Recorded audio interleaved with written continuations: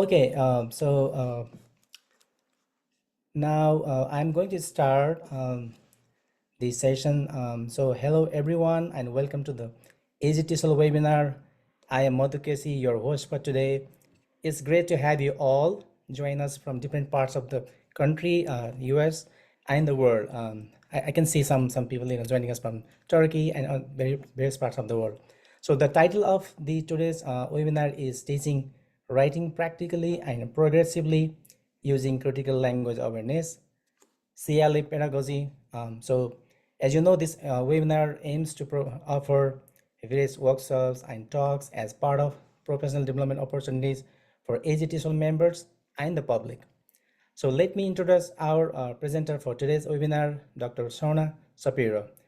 So a little bit about the presenter. Dr. Sona Shapiro is Professor of Writing and Linguistics at Middlebury College. Her research focuses on college transitions and innovative pedagogies for multilingual LALTO learners, second language learners. Shapiro's work appears in many peer-reviewed journals, including TESOL Quarterly, TESOL Journal, and Research in the Teaching of English, and she has written books for TESOL, NAPSA, and Multilingual Matters. Her most recent book, Cultivating Critical Language Awareness in the Writing Classroom, was published with Routledge in 2022. A little bit about the format and structure of the webinar. The presenter, Dr. Shapiro, will speak for about 35 minutes, shedding light on CLA pedagogy. Then we'll have time for a 20-minute Q&A session towards the end. So please feel free to use the chat to submit your questions or use the mic to ask questions directly to the presenter. So this webinar is being recorded and will be available on the AGTSL YouTube channel later. So now let's welcome Dr. Sona Shapiro to deliver her wonderful ideas. Over to you, Dr. Shapiro. Thank you so much, Madhu. I appreciate it. Thank you so much for the invitation to be here. So wonderful to see how many people showed up. Thank you. I especially appreciate people who have their cameras on. It's always nice to see like smiling faces. I realize many people can't have their camera on, so I totally understand that. But thank you for taking the time to be here on a summer afternoon. I don't know if schools generally in Arizona have started yet, but I know that whether they have or not, it's a busy time. So I'm so glad that you all are here. I put the link to my slides in the chat just because I'm one of those people who likes to follow along and sometimes take notes or whatever. I'll put it again at the end, but if anybody pops in and you want to repost the link, Madhu or Francesca, feel free to copy and paste that in there again. So let me share my slides real quick. Oops. There we go. Okay, slideshow. All right. Can you see my slides? Everybody okay? Okay, great. Wonderful. And I can't see everything all at once, of course. So if a question, we'll have a couple points of checking in for questions, but if a clarifying question comes up or if there's any technical difficulties, please feel free to interrupt me and, we'll make sure we get that fixed. And I'm going to see, okay, good. I can see several people's faces at once. And we have a class, Megan. I just want a little shout out to Megan for having her class here. That's wonderful. I'm so glad that you all were able to join in. Hi, everybody. Hi to all of you, but it's kind of cool that there was a class that wanted to pop in. So let's go ahead and get started. And one of the things that I do at the start of all of my classes, and I've started doing whenever I give a talk or a workshop, is just a tiny bit of body awareness, just to kind of help us feel a little bit more connected with ourselves and maybe with each other. So I'm going to invite you to just for a little moment here, take a second and just see if you can do some stretches that might feel good to you. I often like to do a couple twists. If you want to twist, they say twists are really good for stress relief. Maybe you want to do a twist one way and then a twist the other way. Maybe you'd like to do some shoulder rolls forwards and maybe backwards. Maybe you want to do a neck stretch or a neck roll. See if you can find a little stretch that feels good to your body. And then sometimes with my students, we'll do more. I'll do like forearm stretches and hand stretches because, when we're all on our computers or phones, we often need that. And then I always like to finish with a few deep breaths. So I invite you to first exhale. Take a nice deep inhale. Hold for a couple seconds and exhale. Nice long exhales are really good for centering us. They slow my speech down too, which is a problem for me. I speak too quickly often. Maybe one more time. Deep inhale through your nose.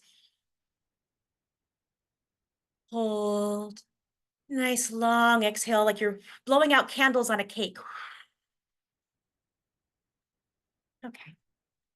And so, as I said, I like to start with just a little bit of mindfulness because it helps to slow me down, but it also helps to feel a sense of community even when we're online. So I encourage you to try that in your classes with your English learners or other students. And students often respond very positively to just a few mindfulness things. We could talk more about that later if you want to hear more. All right, so let's move into our topic though, teaching writing practically and progressively using CLA pedagogy. Some people already put in the chat, and so thank you, you preempted this, but I would love to know where you're at geographically, but also, or even more so institutionally. Are you at a high school teacher? Are you in a college level, community college or university?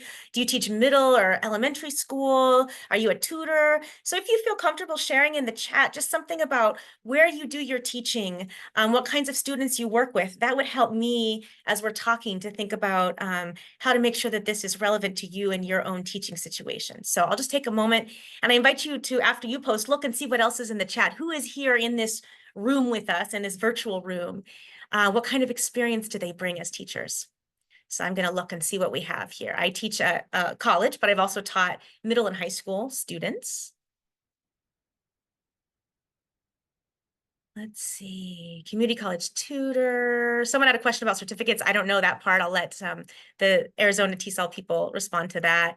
Classes for adults, university, composition for multilingual students, graduate TAs, public school districts. Oh, what a wonderful range. And then we have people teaching internationally. English is a global language, which is exciting as well. So this is fabulous. And it is being recorded and the link will be shared later. If you see other questions that I should respond to at the moment, let me know. But this is really great. Feel free to keep adding things and I'll periodically check the chat to see if there's comments or questions. I invite you to reactions, etc. And again, we will pause in a moment after we share a little bit to see if there's questions or connections that you make. So why, oh yeah, here's a QR code and the link to the slides, which is already put in the chat. This slide will be at the end of the slideshow as well, in case you want to have the slides on your phone or something. So I'm really excited about critical language awareness pedagogy. And a lot of people, it's a new concept to them. It was actually relatively new to me until maybe 5 or 7 years ago when I started discovering it in the literature, which I'll talk about in a moment. But I'm excited about it because I think it answers or helps us answer some questions that are really important in our field of English language teaching today. Some of these are, does focusing on a language have to mean that we prioritize conformity and correctness, right? Is that all we're about? Is correct English, good English, native-like English?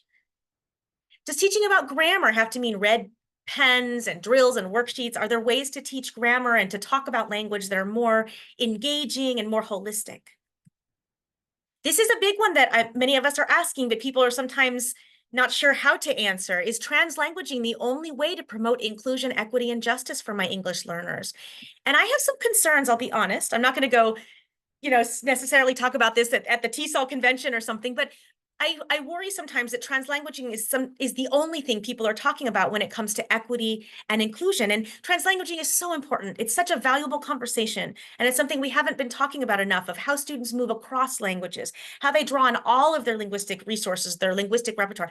Very important, but we can't lose sight of the fact that most of our students want and need instruction in standardized English, right? So how do we hold both of those things? Recognizing students' resources, but also giving them what they need to achieve their own academic, professional, community goals. And then really the question that I think encompasses all of these, that is what I love about CLA, is the question, do I have to choose between pragmatism or practicality and progressivism in the way that I teach writing?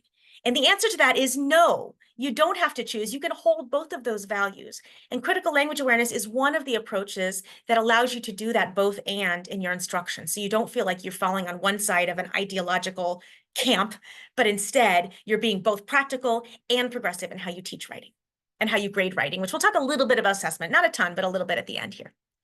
So I want to tell you a little bit about CLA. What is it? Where does it come from? And then we'll get into some practical examples of what it looks like and give you a chance to ask questions, all right? I put here copy of the book that I'm referring to here, but I also have a resource webpage that was on the first slide, and it'll be on the last slide.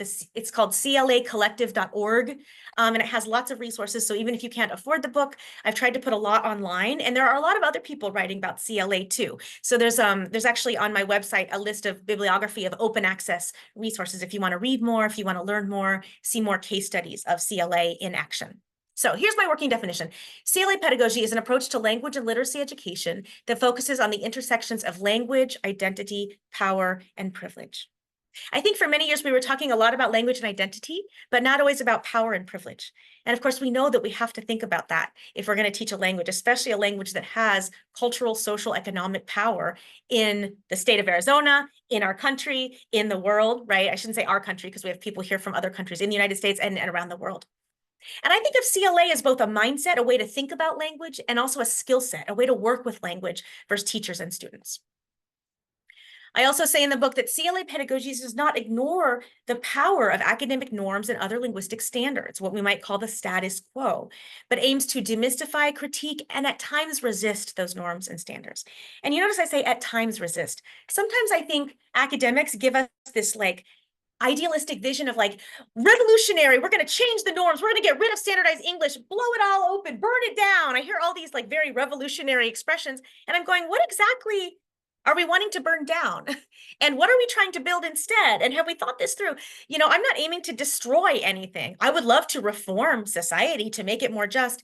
But in the meantime, I also want to empower my students to work in society as it is today, in our schools, in our government, in their relationships, in their family life, at work, all of that. So again, it's about being pragmatic and progressive at the same time.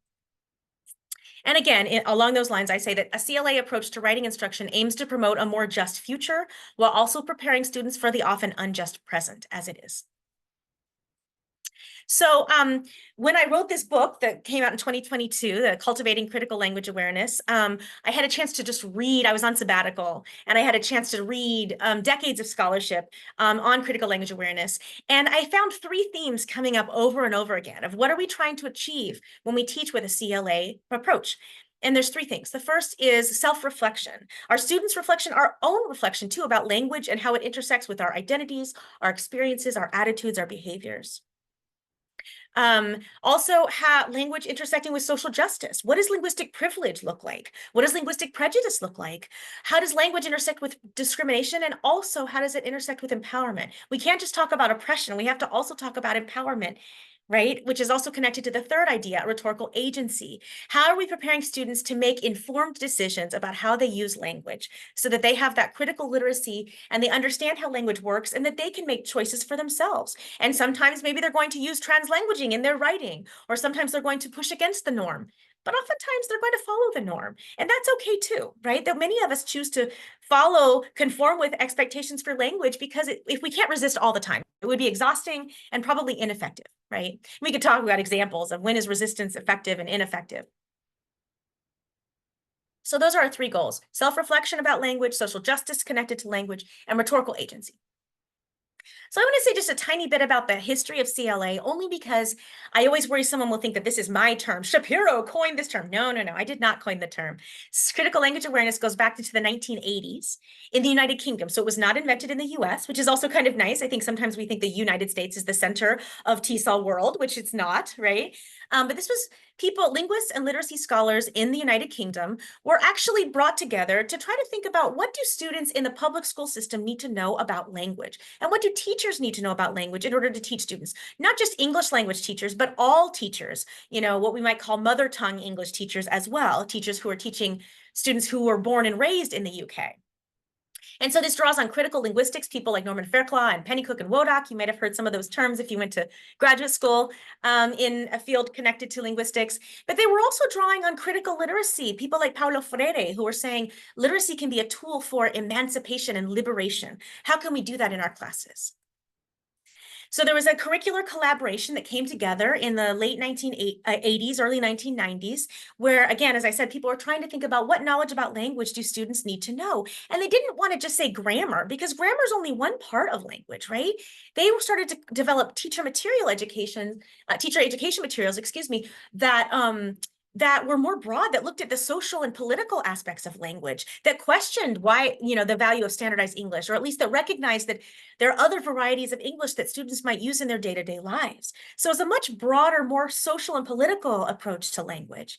And they actually came together and produced a curriculum of teacher education materials that they submitted to Parliament, to the UK government, and the UK government said, "What is this? We were expecting grammar exercises and error correction and all of that." So they actually rejected the curriculum. It's kind of an interesting story. I talk about it more in the book.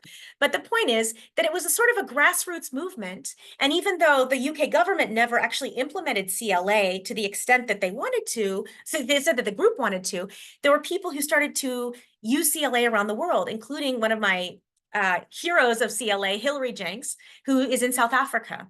And she's been working on critical language awareness since the mid-1990s, when South Africa was they're still trying to figure out what post-apartheid means. How do we have a literacy curriculum that helps to integrate and empower all students from all racial backgrounds?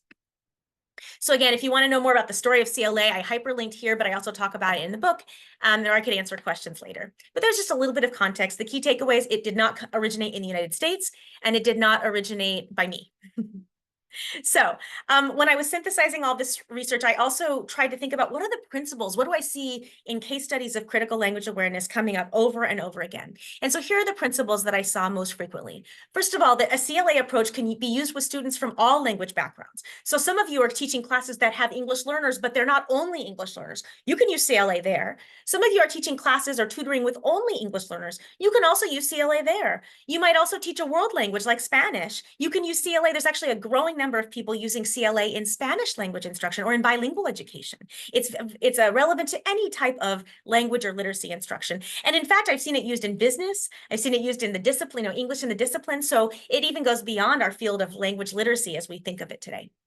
It also uses language as a bridge into talking about social justice. So we can get students thinking about discrimination and power and privilege by talking about language. The third principle is that CLA engages our minds, but also our hearts and our bodies. That's another reason that I try to do mindfulness in all of my classes, because if we're going to talk about discrimination and prejudice, it's going to raise some emotions, and we want to be able to make space for that in our classrooms. Fourth principle, CLA links awareness to action. So one of the critiques of critical language awareness is like, awareness, well, what is that? That's just an abstract idea. What about action? And actually, many of the CLA scholars said, we're calling this critical language awareness, but we also mean critical language action. And I'll talk in a little later about what action could involve in terms of critical language. The fifth one is probably the most important to me, that a CLA approach works with the tensions around linguistic standards and academic norms. We're not trying to say standardized English is bad. And there are people who will say that. You'll hear people in the field be like, we need to stop using standardized English. Of course, they're usually saying this using standardized English, which is interesting, right? But there are people who say we should move away from that. And we can have that conversation, but what's important is there's tension involved, right? Whenever you say these are the standards, then you create a hierarchy of what's standard and what's not standard. And we can engage that conversation with students about what is standard, what is non-standard, and we can work with the tension. So we're not going to work through the tensions like, oh, we solved the problem, because it's a very complicated problem of how do you have standards without penalizing people who don't know those standards, who don't speak the native speaker variety, or who don't speak the privileged dialect of English, or don't speak English in general. So there's always tensions involved. We're trying to work with them to create learning and empowerment for all students. And then the last thing I always like to remind people of, CLA builds on best practices for language and literacy instruction. So I am not saying to anyone, you should start over with your teaching, abandon everything you do, throw it all out, and start new with this thing called CLA. That's not what I'm arguing. What I'm suggesting is CLA is something you can bring into, build into, infuse into your instruction so that you are able to have critical conversations about language while also teaching language in a practical and progressive way. So you bring it in, you don't abandon everything else you were doing. That whole metaphor of throwing out the baby with the bathwater, which I always thought was a weird metaphor. Like, who's throwing babies out with, whatever. But it is a common cliche in English, a metaphor. And that's not what we're trying to do. We're not throwing things out that we know work well with our students.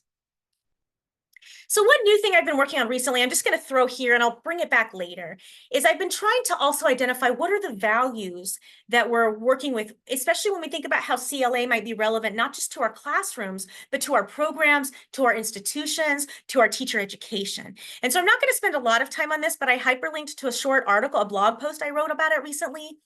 four values, they all start with A, the four A's is what I'm calling them, that I think CLA is trying to promote, again, especially at the programmatic and institutional level. So the first is access, which involves creating pathways, removing barriers, and increasing transparency. And I'll show you some examples of this in just a moment.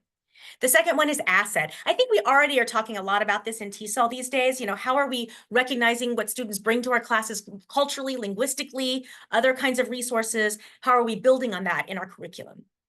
And then the third one, agency, right, which again connects to empowerment. How are we giving students opportunities to make decisions about how they use language, where and when they use language? And then how are we giving them the feedback they need to evaluate, did I make the right decision? Do I want to do it differently next time? And then the fourth one is advocacy. Not only are we working with students, but ideally we're actually advocates at our schools, in our communities, helping to promote more justice for English learners. And we're not going to talk a ton about that today. We're going to focus mostly on the classroom level, but I just want to remind people that what happens in the classroom is only one part of our work as teachers. And those of you who are in the public schools or at public universities know this more than anyone, that we are also the ambassadors helping to promote asset-oriented perspectives of English learners, helping to question some of the racist and some problematic ideas that people might have about English learners. So all of that is part of our work. All right, so I'm going to leave you, I'll come back to this at the end, but if I'm trying to synthesize what I've said so far, here's my best synthesis.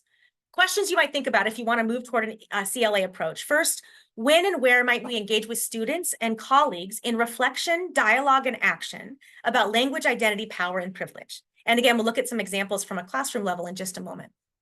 And then our second big question we're trying to address in a CLA approach is, how can we enact our commitment to access, asset, agency, and advocacy, those four values that I just talked about in the previous slide? And that involves some of these things that are here below that I've alluded to. Okay, so I gave you a lot of abstractions about CLA, a little history about CLA, but you're probably wondering, well, what does it actually look like to teach from a CLA approach? And I'm going to share examples from my teaching, which is writing courses with mixed groups of students, some who are quote unquote native English speakers, some who are immigrant and refugee background students who use English as an additional language. I also have international students who use English as an additional language, or maybe they learned British English and they're getting comfortable with American English. So I have a mix of all of those in my classes, which means my students tend to be at a higher level of language proficiency. So I'm not necessarily saying this is exactly what you will do in your class, but I'm giving you a sense of what it looks like for me. And in the book, I actually talk about how I've designed different kinds of courses for different groups of students, including middle and high school students, to promote CLA there. So, but one of the things I know that EL teachers are good at doing is adapting, right? Scaffolding for different levels. So I don't want you to think that you just take this the way I do it and just replicate it in your class. Maybe it works great, maybe not, but you can figure out how to tailor it for your group of students, because that's what we do as English language teachers, right? All right, so before I get into a sampling, I just want to pause and see if there's any initial questions coming up or clarifications about CLA in general before we look at some examples of materials, activities, assignments, practices, all of that. So I'll pause for a moment and see. You're welcome to raise your hand. And if any of you, my hosts, if you see a hand raised that I missed, let me know. Anything I can clarify or any initial questions coming up for you so far? I'm scrolling through your beautiful names and photos and faces. All right, I'll just wait one more minute. I feel like I never wait long enough. Okay. And of course, I have a slide here with food, and it's lunchtime for you all. So sorry about that. We'll move off the food slide, but I'm going to give you a sampling basically of what CLA entails for me and what I've seen used a little bit in other case studies. All right, so here we go. So first of all, I want to just give you a big picture in the book of how I structured to try to kind of give a sense of overall all the different options for CLA approaches. And I basically synthesize them into four pathways so that people could kind of think about which approach to CLA works best for my class. And so the first pathway is sociolinguistics, and that's where we're engaging topics like language variation, linguistic attitudes and prejudices, linguistic discrimination, and justice. And if that's something that you talk about in your classes or curriculum, I invite you to do a little like this. This is my 9-year-old taught me this, like, oh yeah, I do something like that. We talk about that in my classes. So maybe that's the pathway that fits your instruction, or maybe that's the pathway you'd like to bring into your instruction. But that's just one pathway. Pathway number 2, which I talk about in chapter 5 of the book, is critical academic literacies. This is for people who teach English for academic purposes, or maybe composition, especially if they're emphasizing academic writing, or maybe you're teaching an advanced class for English learners who are getting ready to transition into mainstream classes, or a paired class that's like a support class for students who have been mainstream, that sort of thing. And this is where we're really digging into academic English. But that doesn't mean that we're just saying assimilate to academic English. We're also trying to promote critical conversations about academic English. And that includes each of these has 3 units in it that I develop in the book. Academic disciplines as linguistic communities, which I'll talk about in a moment. We talk about grammar, but not just grammar concepts, grammar controversies. Why do we judge people based on grammar? Is that just? Is that ethical? Where are the problems with that? And then we talk about linguistic pluralism in the academy. How do we show that we value linguistic diversity in our schools? The third pathway is media discourse analysis. So if you like to engage students in analyzing whether it's social media or news media, or maybe you're teaching in a social studies context, this is a really nice pathway to use where we can get into, I teach a course called Narratives in the News Media, where students analyze headlines, they analyze different aspects of the news to try to see how language represents things differently, depending on political bias, depending on audience, all of that. It also can involve critiquing discourse frames and narratives, which I'll talk a little bit more later on. And then the final pathway, I know I'm going very quickly here. This is just a big picture because I'm a big picture person. I want to see the big map, and then I'll get into some details. The fourth pathway is communicating across difference.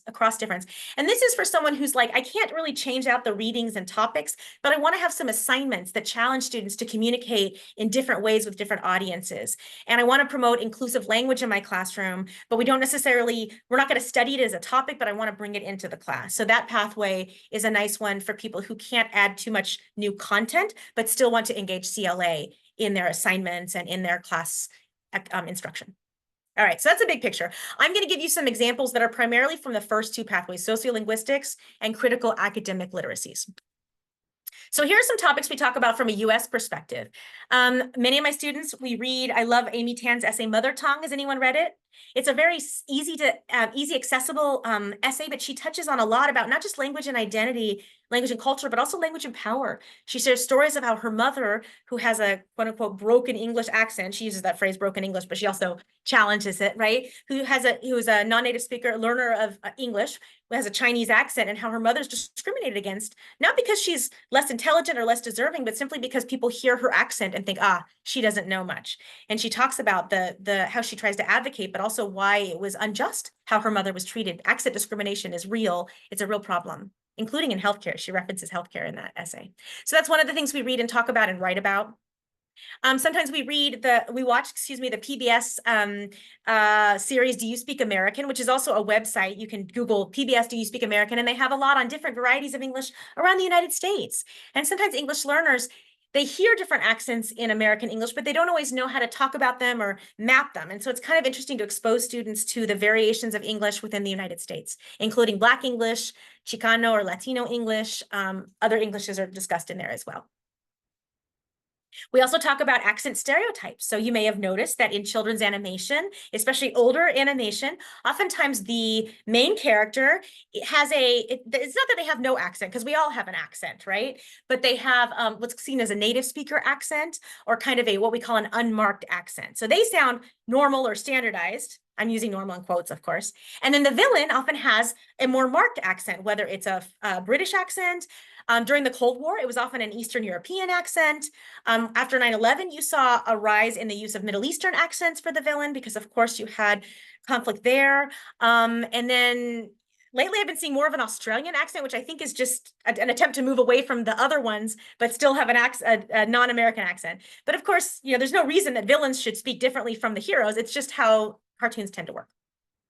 So we talk about that and ask questions about that. And students actually can do media analysis where they talk about a cartoon that they've watched, or it could be a television show, or it could be a piece of literature, and where are the accent stereotypes in that.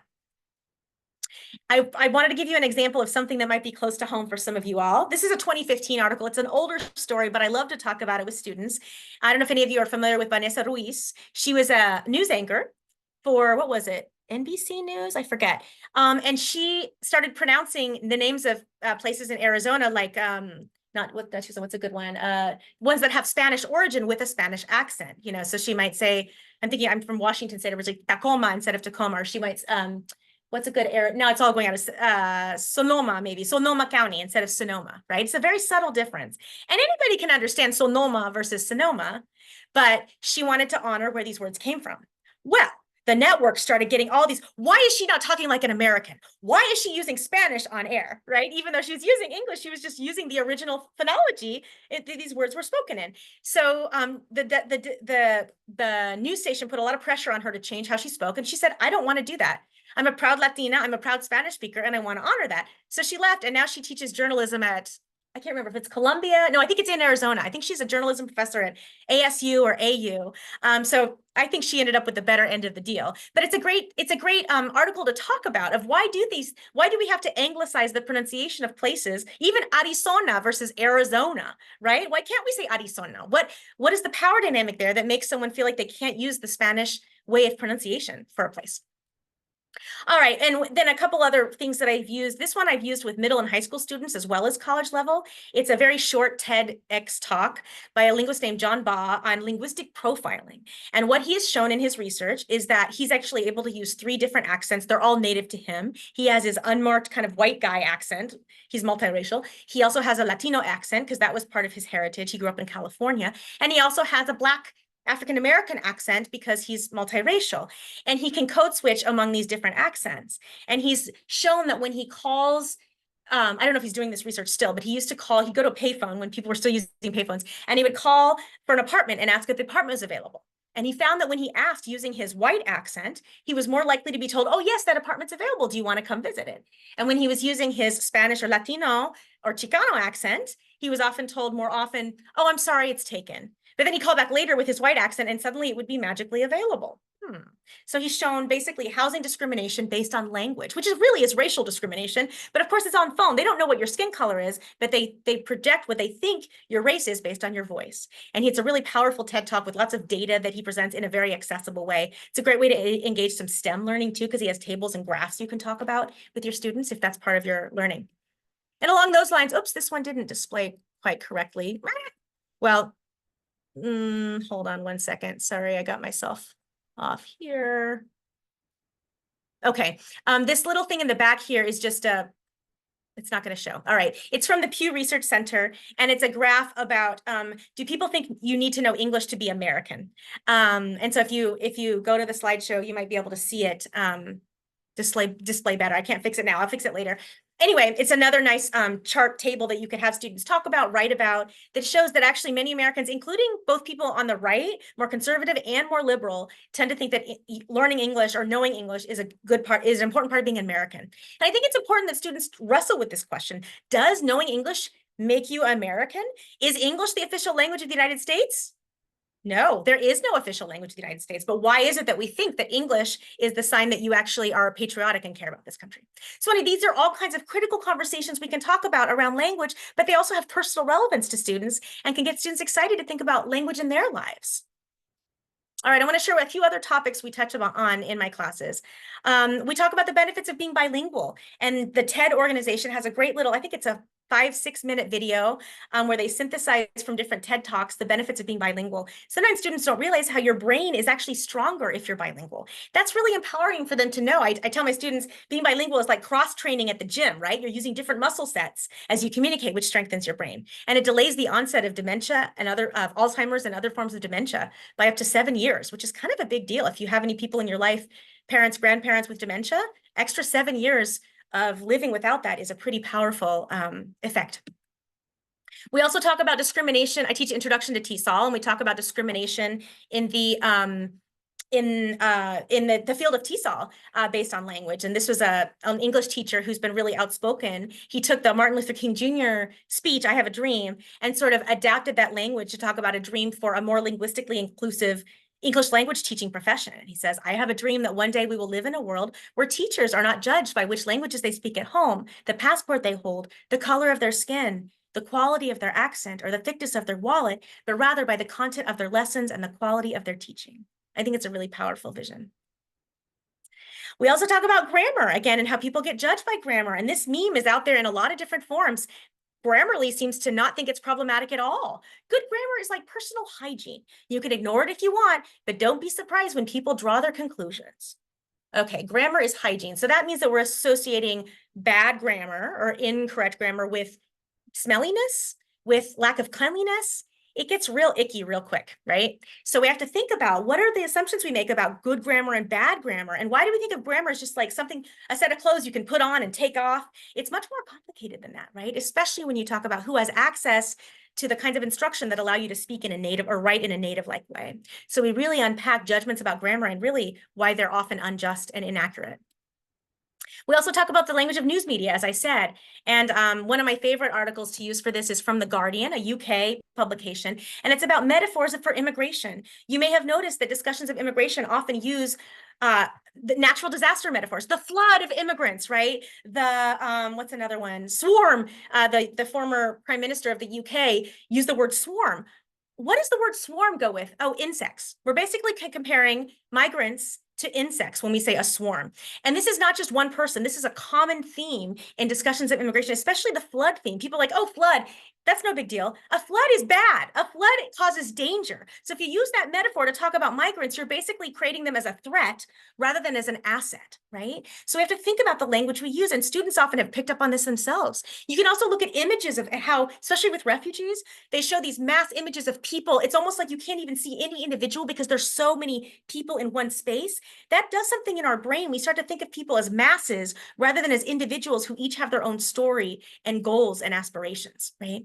So these are all powerful conversations about language that, again, are relevant to the English learners in our classes. All right, for those of you teaching more English for academic purposes, I wanted to just say a little bit about what CLA can look like there. So first of all, I like to use this analogy. I use this in my book on international student support. We have a whole chapter on academic culture. And we use this metaphor. It's a folk story that's in many cultures. There's some fish swimming, some young fish swimming in the river. And there's an old frog on the side. And she says, hey, fish, how's the water today? And the fish say, water? What's water? And water is the culture that we're swimming in, right? And it's, for those of us in the US, it's American culture, but it's also academic culture, right?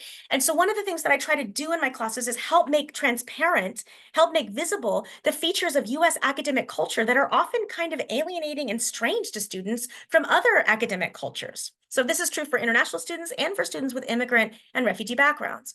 So for example, and this also has connections to the access. Remember, I showed you the 4 A's. This is really focused on access, which involves not just barriers and removing barriers and creating pathways, but also transparency. How can we demystify academia for students? So, for example, I like to show students how the styles of writing that are most common in schools reflect certain values. For example, you can see on this table, this comes from the book. We often emphasize, in the US in particular, we emphasize originality, right? What's your original contribution? What's the new idea? Which is kind of crazy. You know, students study something for 2 weeks and we go, all right, I want to hear an original argument from you, as if you suddenly have an original thought about something that you only started studying a few weeks ago. It's kind of crazy. But anyway, it is a key feature of US academic culture. And what does it look like in writing? Well, if you're in the arts or humanities, you're expected to have your thesis, right? What are you arguing? If you're in social science or STEM, you're expected to show what the gap is in the research, right? That's a way that we establish what is original. Also, you're expected to establish credibility and trustworthiness. And citing sources is one way you do that. We don't cite sources just because, you know, it's a format that we're supposed to use. It's a way to build our authority, to show, hey, I've done my research. I've read about this. I can cite these people. I can back up what I'm saying. It's not just my opinion. It's actually an informed argument that I'm making. And then you can see other values, objectivity and fairness. And then I like to talk to students about clarity and efficiency, because the style of writing expected in the United States, in academic writing in particular, is prioritizes efficiency, right? I want, get to your thesis in the first paragraph or the first page, right? Tell me what your topic sentence is. We've set it up in like almost a capitalist way. Like, I don't have time to spend on this paper, so get your point quick, which is a certain value system that I think we could probably think has some problems to it, right? But that is the value system there. And then I'll talk to students about how other styles of writing don't prioritize efficiency. They might prioritize building a relationship with the reader, slowing down, gradually developing your argument. And I'm not trying to say one is good, one is bad. I'm just trying to make them aware of these different values that they can actually see reflected in the styles of writing, in the expectations of their teachers and professors when they write for various purposes. So it's a really valuable conversation to have with students. And then, oh, and this one, oh no, I didn't get blocked. Just as an example of how we can connect writing to academic culture, this is a website that a colleague of mine at Middlebury put together called Write Like a Scientist. And she has examples of scientific writing for different audiences. So what does a textbook scientific writing look like? How does that differ from scientific writing for public audiences? How does that differ from scientific writing in scholarly journals? So she's helping students understand that scientists write in different ways for different audiences, which helps them understand the world of science in general. So the link there, you can see it right there. It has little quizzes where you try to look at the features and try to figure out where was this paragraph taken from, what genre of writing does it come from. It's really fun. And I call it linguistic sleuthing, where you look at the language of a piece and go, oh, I wonder where this comes from. And of course, with generative AI, which I'm not going to go into too much today, you can actually generate examples really quickly to help students recognize different styles of writing in different genres and for different audiences and purposes. All right, let's see, where am I here? I'm just checking. Okay, one last thing I want to say, that I'm going to pause for questions, and then I'll have a little bit more to share. So we can also just have conversations with students about really how to communicate in academic and professional settings. So, you know, we often say we want students to use inclusive language, but we don't explain what that is, why it's important, what it looks like. And there's a is that a hyperlink here? Oh, no, it's just an underline. But there are lots of resources for teaching inclusive or humanizing language. One of my favorite is actually called the Conscious Style Guide. I didn't put it in here, but see, if you look up Conscious Style Guide, she actually has a whole website that helps students understand why we might use this term versus this term. Yeah.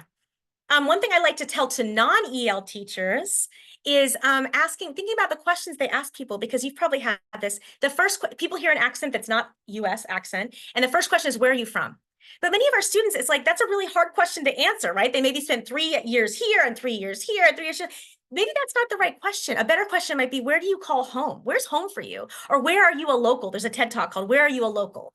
Or where did you go to high school? Let's just start with that, right? And so it's a better question that actually honors the fact that where are you from actually is a kind of othering question when you think about how it's usually applied to some groups, but not to others. Like, I'm never asked, where are you from?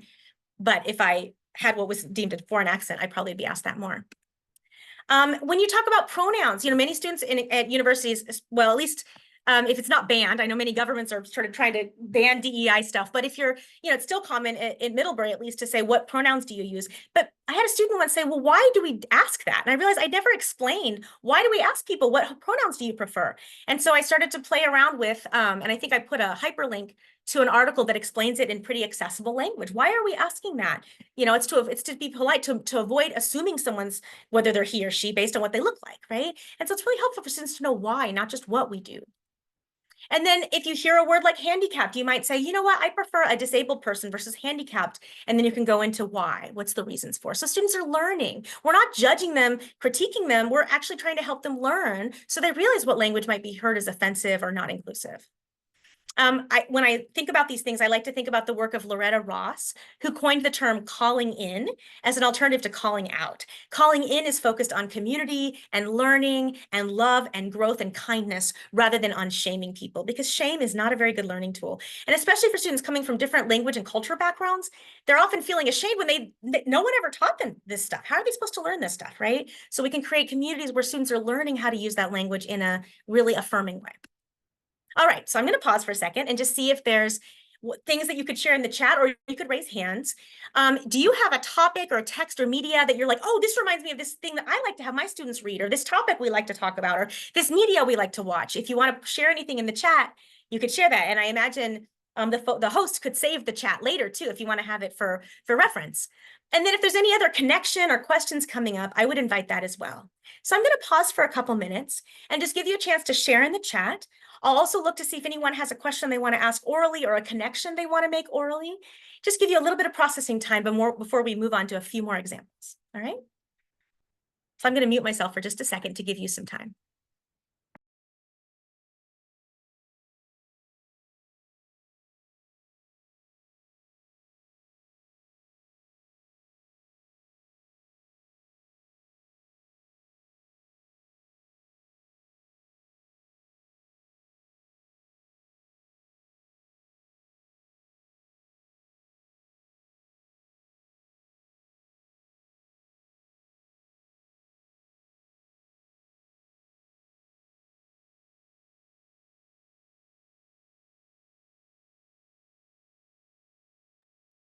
Someone put a very kind comment for me in the chat. That was so sweet. Oh, I'm actually not on social media much at all for my own mental health, I'll be honest. But I do have those websites and I have an email list. I'll share that at the end. So that was really kind. Who said that? I can't, well, the chat's not. Shah, I think is the name, or at least that's their name on Zoom. All right, I'm gonna check too to see if there's any new. Nice. Oh, some of you shared personal experiences. I so appreciate that. Ooh, and Valeria sent included another link. There's so much out there, especially I'm a little obsessed with TED Talks. I know that, sometimes it gets a little, sarcastic. Welcome to my TED Talk, but there are some really good ones out there. The Danger of a Single Story, my favorite TED Talk of all time. I'll put the link to that. It's just such a great, you can open so many conversations with that. It's an author named Chimamanda Adichie. Oops. Wait a minute. Oh, my screen sharing is paused. I just got myself all, well, okay, I might pop that in later.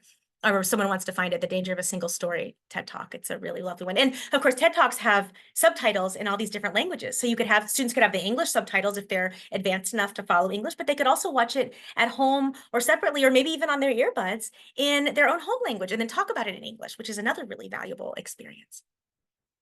All right. Are there any questions? I see lots of connections people shared. That's fabulous. Again, I'll share my website and a link to where you can join my email list in a moment. But are there any questions or connections anyone wants to share orally before we move on? Again, I'm scrolling through your names and faces. Okay. Are there any in chat that I missed? Madhu or anyone else who was following along there? No, so far. Okay. All right, fabulous. So let me go back to my, oops, slides. Hold on. I got myself a little turned around here. Okay, back to close the chat for now, share screen. Here we go. All right, here we go. Nope, that's not what I want. You think that I wouldn't, every time I make these mistakes, I'm like, God, it's like I don't know how to use Zoom. All right, so we're going to move on, talk about CLA-oriented assignments. And again, you might have to adapt these depending on the level and age of the students you're teaching. But here are some of my favorite assignments. First of all, I like to have students reflect a lot on their relationship to language, the power of language. One of the best discussion questions is, when have you experienced the power of language in your life? Whether it was words that were said to you by someone in your family, by someone in your community, whether it was words, many cultures value poetry as equal to any spiritual text, right? What are some words of poetry that are really important in your culture, in your community? And why are those words so powerful? Reflecting on your own choices as language users, your choices in your writing, the choices you might make on social media. I love to have students talk about texting and social media and emoji use. And this goes across languages, right? Which emoji do you use the most? And what does that say about you? Do you ever use the heart eye emoji? What are the rules that you learn somehow for when to use the heart eye emoji and when not to use the heart eye emoji, right? When do you use the cat with the heart eye emoji? I still don't know what that emoji is for, to be honest. So students are all using their phones. Let's talk about their language use outside the class, how they use it outside the classroom, and then we can use that as a bridge into talking about rules and where we learn rules and conventions and norms for language. We can also reflect on our attitudes and biases. I like to have many of my left-leaning students have horrible prejudice against a US Southern accent, which I grew up in Oklahoma. And so this was how I talked growing up. And I actually tried to change the way I spoke, and I eventually was successful. So I don't speak that way anymore. But people think that they assume all these things politically, culturally about me if they know that I grew up in Oklahoma and if they know that I used to speak with that accent. So that's a stereotype. They think of themselves as open-minded, but not always when it comes to accents, right? I also like to have students analyze language in film, on television, in memes. Again, I talked about how discussions of integration often use dehumanizing metaphors. There's a link here to that Guardian article that I mentioned. And then other everyday texts. I mean, if you open up the conversation, students will talk about language in all these different ways in their lives, especially given that they have digital lives that are very rich in multiple languages and dialects and codes, right, and styles. And then sometimes these can be topics for research. So a really nice research topic I've used with middle and high school students. This was mostly quote unquote native speakers. There were some multilingual writers in there, but they were pretty advanced. But we had them research a different variety of English, whether it was Black English, whether it was Hawaiian Creole or Hawaiian Pidgin. The Do You Speak American website from PBS has subpages of Cajun English. There's a lot of pages. They're written in a very accessible way. They're a great source of research, and they're from PBS, and they're written by linguists. So it's a really nice, high quality source that's good, accessible for intermediate and above students. And then they can present it orally, or they can write a paper or do a poster or whatever. I've had students research things on linguistic human rights. For example, heritage language instruction. You know, one of the big concerns right now is that people are learning English, but they're losing their home languages, right? And so people call the United States a linguistic graveyard, because in many families, after 2 or 3 generations, the original language or languages they came with are gone. That's a loss. That's not just a loss to a family. That's a loss in terms of cognitive and economic and social and cultural capital. So what are the ways that we can help students maintain their home languages? And that's what heritage language instruction is all about. They can also research, they can do interviews and surveys on teachers' beliefs. You know, I've had all sorts of things. I could share other examples, but there's a lot that can happen here that can build up research skills by investigating topics related to language and linguistic justice. I also have had students do multimodal or public projects. I had a student do a multilingual poetry collection and he called it Rice Burger and Banana Milk. This was a Korean American student who had gone to high school in the US, but still had connections to Korea, to South Korea. And he had learned 4 different languages. And so he wrote a poem that used, it did translanguaging with English and the other languages back and forth. And each poem was accompanied by a drawing. These are his drawings. And I submitted this. We have a first-year writing prize. And I submitted it. I was like, I don't know if they usually just, you know, give the prize to an academic essay. But it actually won the prize that year. It was the first time that writing that included languages other than English had won our first-year writing prize. And I was really proud of him. And he said it felt so validating to know that his poetry was seen as equal to an academic essay. He also wrote commentary on his poems, I should say, in this. You can find this online, or I could send it to you as a PDF if you're curious. I think it's also on my website. I had a student design a children's book teaching students about linguistic prejudice. And this is just 2 pages from her children's book. She tried to use really simple language and really fresh visuals to make it interesting and appropriate for kids.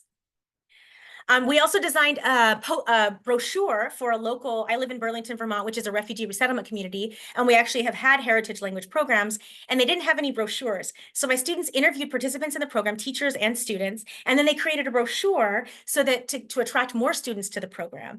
And so this is what my students designed. They're way more savvy than I am about like layout and using Canva and stuff. I don't know how to do a lot of that stuff, but they did. And I was really pleased. And the district was so happy with this. They shared it on social media. They shared it over emails. They made paper copies of it. This is just one side of it. And then we also most recently, students did a website redesign. And this is college students. I know that your secondary or elementary school students maybe don't do this, but they designed redesigned the website for this organization called Vermont Language Justice Project, which makes healthcare information available in like 14 different languages. It started during COVID, and originally it was just for Vermont, but so many people needed that information and wanted high quality, accurate healthcare information in home languages, not just in writing, because many people can't read their home language, right? It became so popular, it's on an international YouTube channel, but they are short on funding. And if you would like to donate an organization that is contributing to linguistic justice, please donate there, because they're doing really amazing work, not just in Vermont where I live, but internationally. All right, so I am going to say a tiny bit about feedback, and then we'll open up and see if there's other questions. I could, do a whole presentation on this, but I like to kind of get people thinking about what are the implications of CLA, especially if we think about these 3 goals: self-reflection, social justice, rhetorical agency. That's the goal not only of our curriculum, but of our feedback to students. Sorry, I just got a weird bar come up. Oh, let me close that. Okay, so a few things to think about. First is that feedback is a dialogue. Students give us feedback on how they feel about their writing, on how do they understand the assignment. We give them feedback. They tell us, was our feedback useful? The more you can make it dialogic, that not only helps students writing, but it builds your relationship with them, and it builds the community in the classroom. So students feel excited to get feedback from you because it's like a conversation rather than, oh, it's going to be this mean, horrible thing, or I'm not going to understand it, right? It's part of dialogue. It's part of our relationship. You want to sequence and tailor your feedback depending on what the assignment is, where students are at in the writing process. So you don't have to give them, some people feel like they have to give grammar feedback on every draft. I don't give grammar feedback on a first draft because the students are going to revise it. What's the point of having them perfect the grammar, which of course perfection, I'm putting in quotes, when students are going to be revising most of this. If we fix the grammar now, they're not going to want to revise their paper. So we wait and I say, we're going to talk about grammar for the final draft. And I'm going to give you a few things to focus on. I'm not going to correct everything. I don't correct students writing for them because research shows it does not transfer. All they do is accept their edits. We have to make them figure out what they can correct and focus on the grammar issues that are most important to the clarity of the writing, which I could say more about. Excuse me, I've got a fan on. It's making my mouth dry. All right. Every once in a while, I have teachers who are really big on students' voice. I want to hear students' voice coming through in their writing. Well, if you've learned another language, you know that voice in another language is very complicated. Spanish is my second language, and I'm highly proficient, but I don't know what my voice sounds like in Spanish. I feel like I maybe sound like a fifth grader. You know, I can converse, but I don't know academic Spanish very well. I learned it to communicate with families and students. So focusing more on students' choices than on this abstract idea of voice, and also focusing on the clarity of their writing rather than just correctness. I don't care what's correct so much, I care what's clear. And clarity often has to do with one thing the most in English. Does anyone want to guess what grammatical aspect of English most affects clarity? I'm gonna put it in the chat or even bravely unmute. Is it nouns, verbs, adjectives, or adverbs? I'll give you that. Who's going to be brave and guess? Where is the clarity most connected? Oh, wait, now I can't see the chat. Ah. Oh, wait, here we go. Yes, thank you, Yashu. If I had a prize, I would give it to you. Verbs. Verbs are the heart of English sentences, right? You can have a whole sentence that's one verb, like smile. That's a sentence. It's just a verb. So if you have to focus on something grammatical, just focus on verbs. Verb tense, verb consistency, subject-verb agreement. There's your focus. So there's your little grammar tip for today. Focus on verbs, and that will cover a lot of the clarity issues. It won't fix everything. It won't fix the a, and the, because those articles are a mess in English. We all know that. The article system in English is a complete mess. But the verbs will go the long way toward improving the clarity. And that's the goal, is growth, not perfection. All right. And then, did I have another point here? Last thing I want to say, comment pragmatically. Students want specific, concrete feedback. They don't want general, I would have appreciated more support for your argument. No, tell them, here's where you need support for your argument. Here's where you didn't cite anybody. Here's where I needed a transition sentence. Be specific. But then when you're grading them, you don't have to give a point for every grammar error or a point for every suggestion. You can actually give them, if they worked hard in assignment, you can say, I am grading you on your process. And you get an A for process. And then you could say, if I were grading the paper alone, it might get a B, right? Or maybe you give them a grade on the paper, but you also give them a grade for process, which allows them to feel a sense of accomplishment. Even if they haven't reached their goal, they still see progress. They still know what their writing is looking like, but they also you're honoring their labor, their reflection, their growth. So we want to be able to honor both of those. If we only grade on the product, students feel like all this effort was just wasted because it's still a C paper, right? Or whatever. I know many places are trying to move away from grades. That's important too. But within the grading system that we have right now, I think it's important for students to have a sense of what their grade would be or is, but also to reward the hard work they've done. All right, and I have a whole chapter on CLA approaches to grading. If anyone wants to read an early copy, we're just finishing the final draft of it, and then it'll be moving on. Actually, I think it's already moving on to publication. But anyway, I could send you a draft if you'd like to read it. Feel free to email me. Let's see, how much do I have? Okay, I'm just going to share one more thing for time today. I always put extra things on there that you can look at on your own. But it's so important to think about the impact that our words have to students. And so I want to share one example. I used to work for the Writing Center as part of my job at Middlebury. And I had a student who came to me who was in tears. And she said, this professor thinks I'm stupid. I'm skipping his class to visit you. And I said, okay, I don't know if I'm not encouraging that, but okay, you're here. And the comment was this one with the red arrow.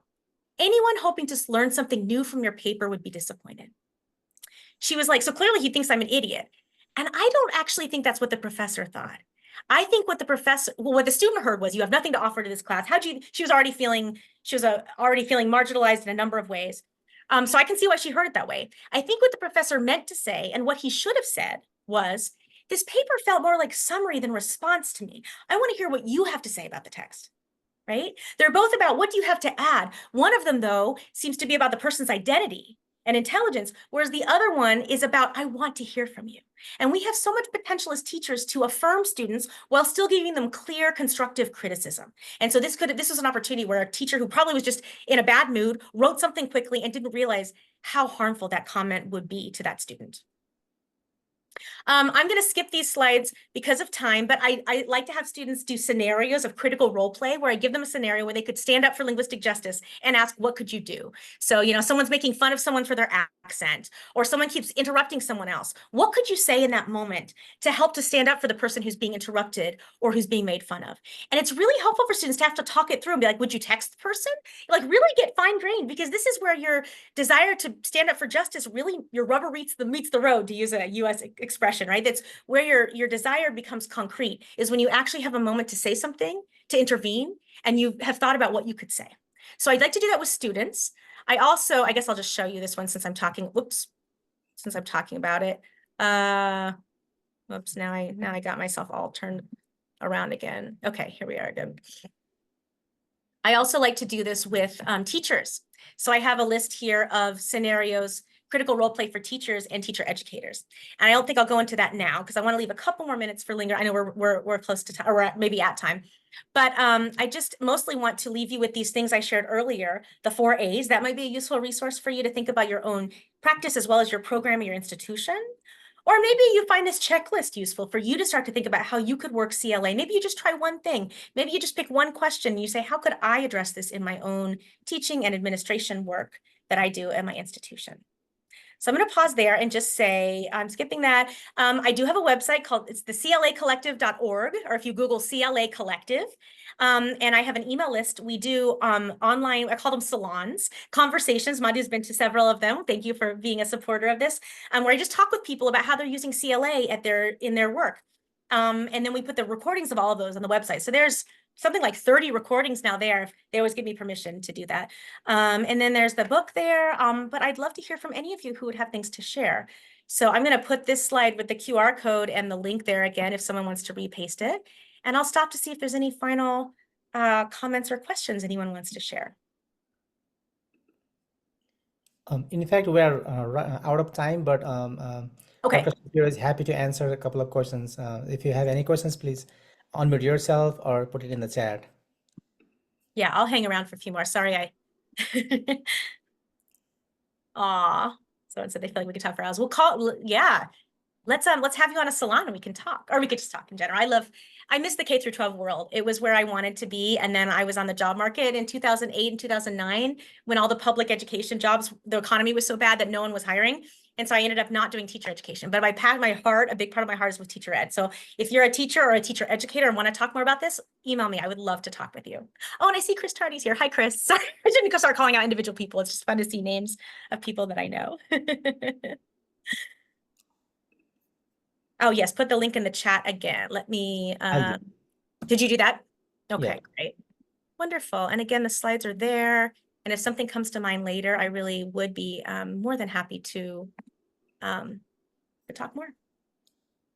Okay, it seems like we don't have any questions. So join me in thanking Dr. Shapiro for delivering such a powerful, informative session on CLA-oriented pedagogy in writing classrooms. Thank you all for the work that you're doing. It's important. It's challenging. I have tremendous respect for the work at all educational levels that people are doing with English learners. Yep. Yeah, and